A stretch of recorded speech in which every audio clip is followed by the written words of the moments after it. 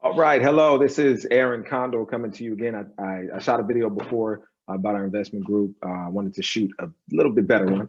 The last one was unscripted, and I didn't have much to show you, but put together a little something so that you can have the details on how the process works. So bear with me here. I'm going to get that started. So again, I'm Aaron, now with CEO of Affinity United Investment Group. Brought to you by the Condo Enterprises LLC. This is a transaction process breakdown here. So questions I'm going to answer in this presentation are: how do I invest? How do you invest? What is your role once you are invested? How does the process work? How do you make money? How does this Aaron guy make any money? What's in it for him? And how do you get your money out? We'll address that one pretty quickly here. That last question.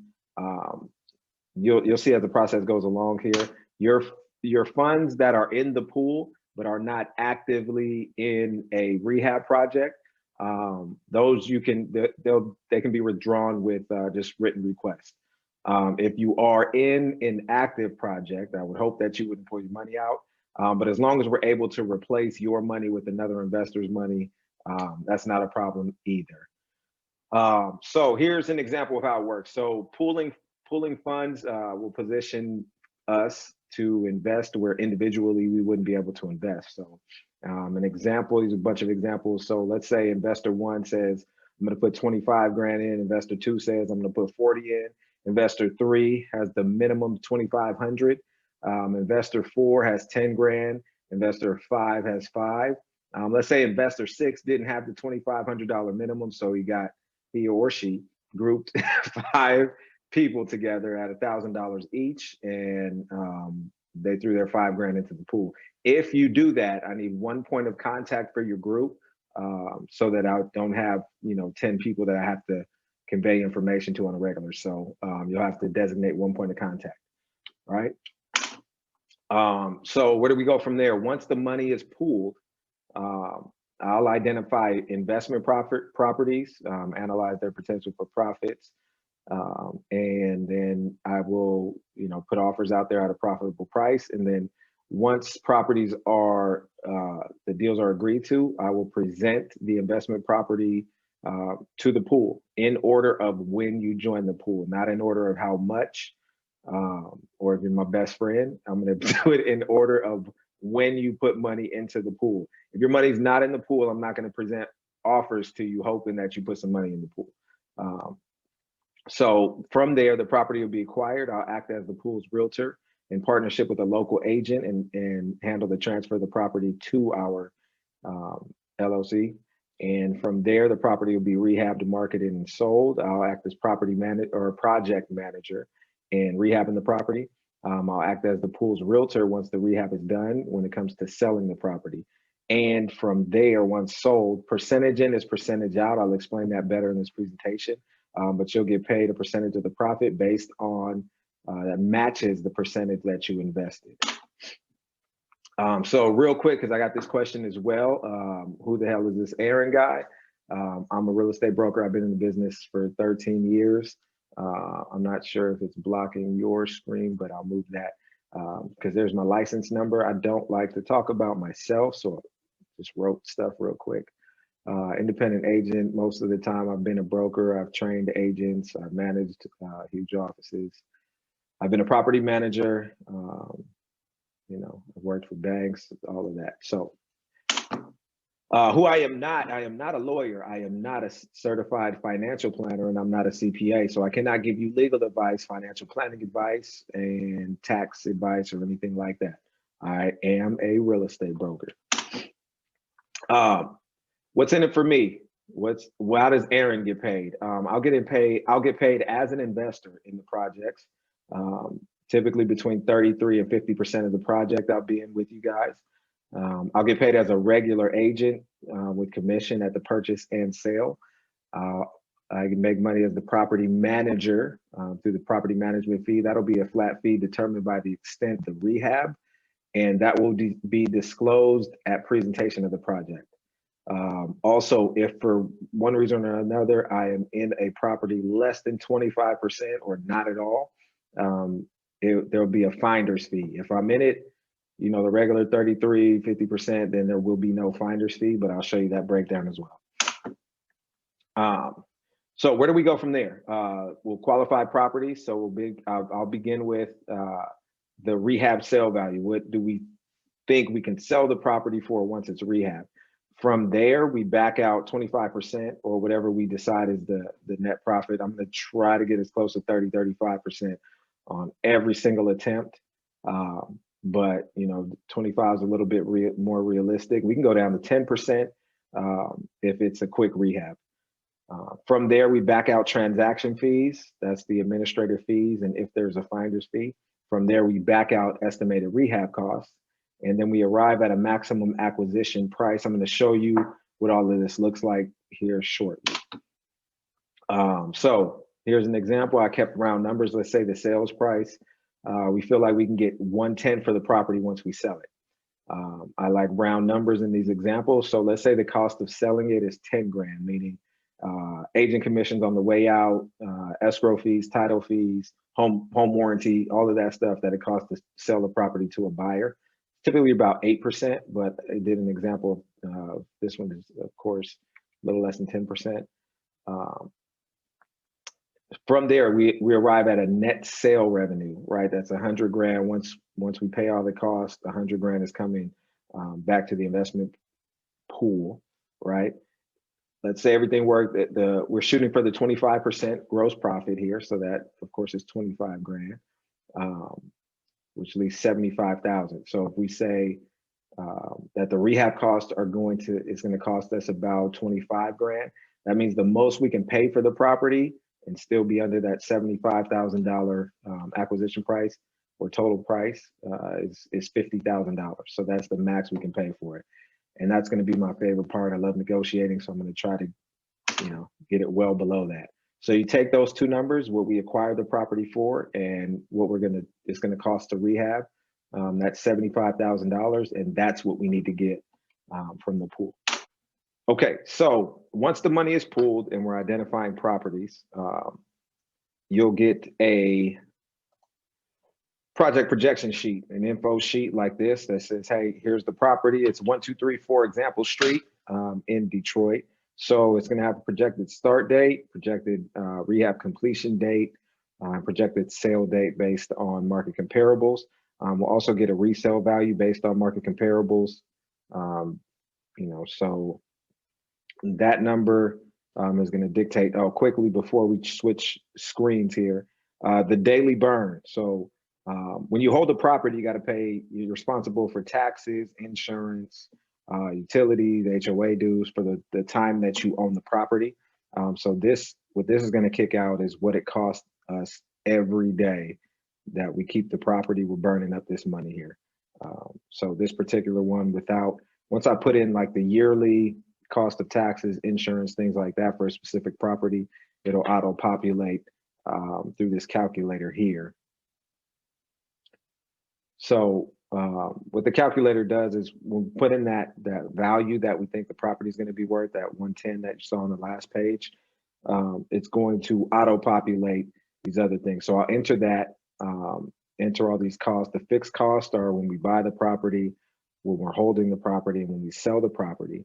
But I'll come in here and enter in these costs, right? So we're saying, you know, we need concrete here, framing and drywall here, painting here. Let's say it needed a roof. If you look here with those current repair costs and us desiring right here, a 25% profit, the maximum we can pay for the property is $54,010.50, right? According to these numbers. Now, let's say, you know what, that property needs a $7,000 roof, right? To keep our 25% profit, now we can only pay $46,600 for the property. We also can make adjustments here. If we say, you know what, we're okay with a 15% profit in this deal, it'll automatically change the numbers. That means we could pay $57,000 for it. So you'll get the first sheet and this sheet as well when the project is presented to you. So when you're deciding if you're going to invest or not.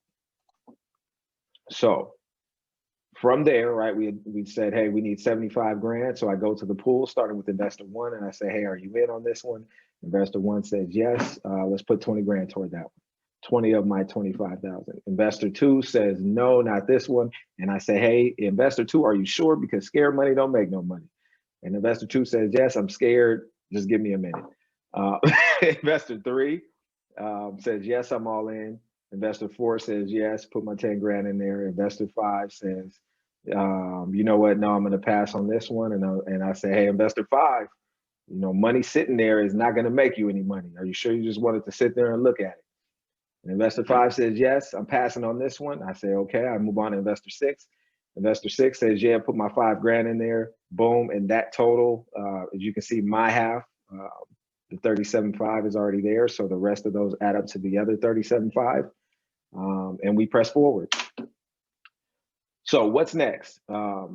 In my role as the realtor, I'll handle the escrow property, the escrow process of acquiring the property. So formation of a second LLC, that's going to protect the whole pool from this single project. So we'll have a separate LLC there. And then I'll handle inspections of the property to make sure it's not a bigger project than we thought. And then the legal transfer of the property, of ownership of the property to us. Once it has transferred to us, I will act as in my role as the project manager to handle the renovation process. So that's shooting for highest and best use. A lot of these properties will be older, which means they'll suffer from what we call functional obsolescence, meaning what people want, a family wants in a home now is not what they wanted, 50, 60, 100 years ago. So, we might have to open up a kitchen, make the kitchen bigger, or add a bedroom, things like that. But we'll be shooting for highest and best use, which is going to get us the highest return. I'll handle hiring contractors and prep for marketing. Once the rehab's done, I switch back into realtor mode and I handle the process of marketing and marketing the property and the escrow process when selling it. So that's advertising and promotion, negotiation in terms of sale with the buyer that steps to the plate, and then the legal transfer. So we're going to go back now, right? So we fixed the property up, we're ready to sell it, or we did sell it. So remember when we qualified the property, these were the numbers we were shooting for, right? So when I go to pay you guys out, we got to flip that around, right? So that means, let's say all of the numbers worked out perfect, right? Let's say everything worked out perfect. That'll never happen, but for my example, it's going to happen. Let's say we acquired the property at $50,000 like we thought. We rehabbed it and it cost exactly $25,000 like we thought. And we sold it for the 110. Our net sales revenue was the 100,000 that we projected. And we got our gross profit of 25 grand that we projected, right? The fees are going to come out. Like I said before, I'm in this example of a deal, right? So there is no finder's fee. And administrative costs, that's filing for the LLC, that's bookkeeping. We're going to have to keep tight books to make sure everybody gets paid right. And, that means taxes. So those fees will come out, and then our net profit, that's what you get paid on, not the gross profit, but the net profit. In this particular case, is the 24.5. So remember this, right? I went to everybody and they threw their money in, right?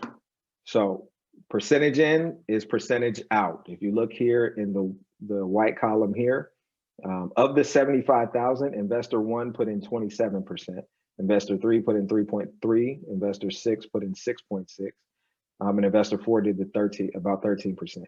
So percentage in, percentage out. So now you get investor one gets 27% of the 24.5, which is equal to 6,600 bucks, and so on and so forth down the line. So now at the close of escrow, right, your portion gets moved back to the pool, and now you're in the pool. If you're investor one, you're in at 26,615. If you're investor three, you're in the 3,300, so on and so forth down the line here. Now that's your money. It's all your money. So you can do what you want. If you want to say, hey, I need 5 grand of that, or I want half of my profit, I'm going to take it out, leave the other half in so I can go into the next project at a little bit bigger percentage. You can say, leave it all in there and let's keep this thing rolling. You can say, you know what, that stressed me out and I cried every day, so give me all my money, I'm going somewhere else. Uh, but it's your money, you do what you want with it from there, right? So that's how the balance has changed. That's how the payment out works. I want to give you an example of if I'm not in the deal with you, right? 10%, I just want you to see how small it is. I don't know if 10% is feasible in terms of a finder's fee, somewhere between 10 and 20%. But again, on that project, when I'm offering the project to you, you'll see all of those fees up front. So if it ends up being 20% and it's $5,000, you'll see it up front before we even start, before you even decide to put your money into a project. So in this case, instead of being paid on the 24.5, you would be paid on 22,000. And that's that. So that's how those numbers change. So how do I invest? If you're ready, if you say, you know what, I want in, just call me, message me, text me, email, whatever works, and you're on your way in. It's that simple. We're going to start pooling funds. I got everything ready. The LLC is done and filed. We're good with the state of California. We've got the appropriate tax identification numbers. Going to be opening bank accounts here, and we're good to go. So I'm hopefully flying out to Detroit to start next week. I'm going to try to get there. If not the following week for sure. I got to check for like snow and stuff because I don't want no parts of that. But any questions, any information, or if you're just ready to go, call me, text me, email me, 661-264-8626. Or you can hit me on Facebook. You can send me an email. There's my Gmail account there. But we're ready to go. Thank you for your time. I appreciate it. Thank you for your interest. And let's go make some money.